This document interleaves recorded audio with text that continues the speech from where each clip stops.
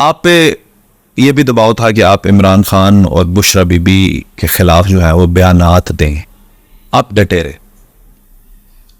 भी रहे, आपने कोई बयान भी नहीं दिया, किसी और पार्टी को भी नहीं ज्वाइन किया और फिर सियासत से भी आपने किनारा कशी कर ली।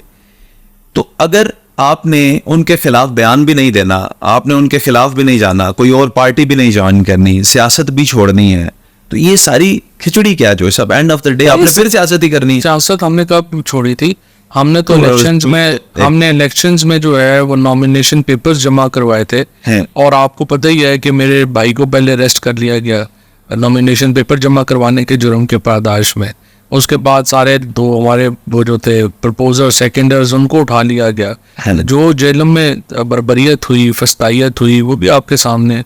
और उसके बाद हमारे पेपर्स रिजेक्ट करवाए गए और इस हद तक हुआ दबाव हुआ कि जज सिटिंग जो है उसने मुझे पैगाम दिया कि आपको इलेक्शन नहीं लड़ने देंगे, ये तो आप ये इलेक्शन मिस कर रहे। तो छोड़ी तो नहीं, छुड़वाई गई आप कह लें।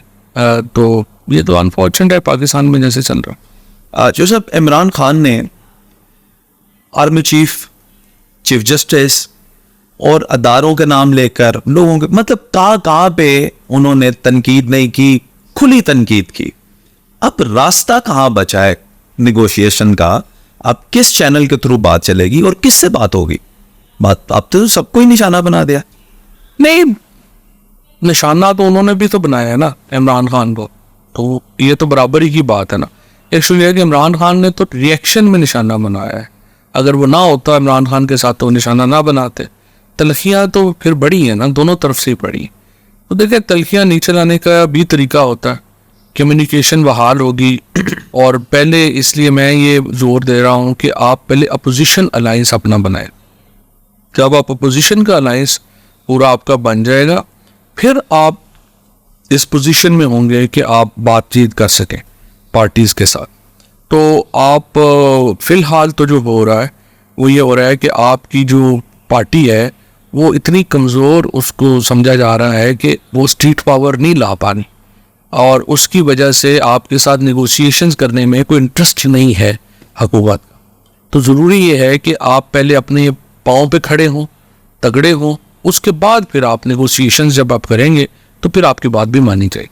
जो साहब, लेकिन ये लीडर्स के बगैर होगा कैसे? आप जेल में थे, जुल्फी बुखारी और इन जैसे जो लीडरान हैं, मुराद सईद गायब हैं, कुछ फॉरेन में बैठे हुए हैं, कुछ जो है वो जी बिल्कुल खामोश हैं। लीडर नहीं होंगे तो आप जेल में आप नहीं होंगे तो आवाम कौन निकालेगा? मतलब पीटीआई के। बिल्कुल आपकी बात सही है। देखिए ना, इसीलिए मैं कह रहा हूँ कि जो असद कैसर साहब और महमूद अचरजई साहब को ये टास्क दिया गया है, आप उनको करने दें। मौलाना फजलुर रहमान साहब से, जीडीए से, जमात इस्लामी से इनको बात करने दें और उनकी टांगें हम ना खींचें और उसको ये एग्जीक्यूट होने दें। जब ये अलायंस बन जाएगा, बात हो जाएगी, उसके बाद फिर मजबूरी बनेगी आपसे बात करना।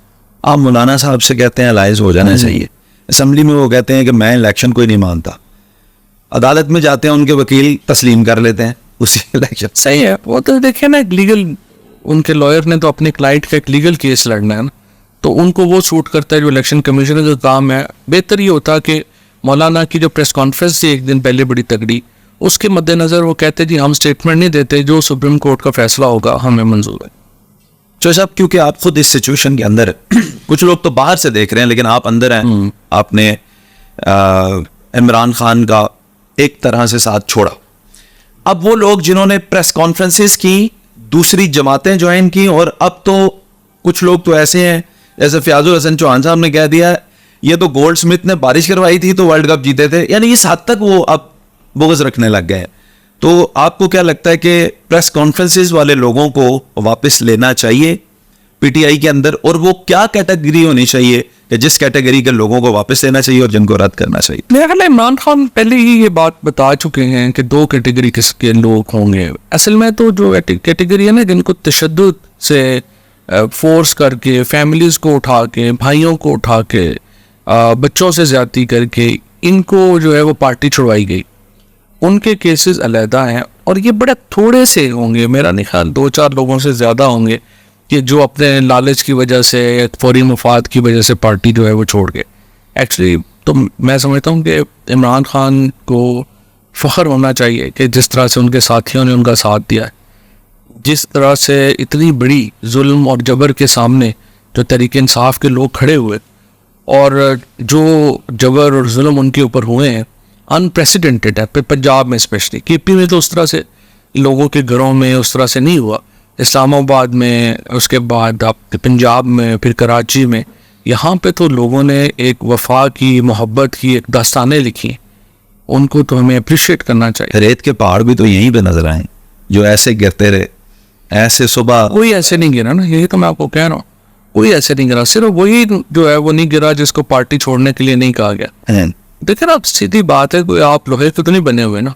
अभी आपको जो है यहाँ पे को बैठा ले और आपको जो है वो बांध दे और उसके बाद आप पे तशद्दुद शुरू कर दे, तो आप एग्जैक्टली वही करेंगे जो वो कह रहे हैं।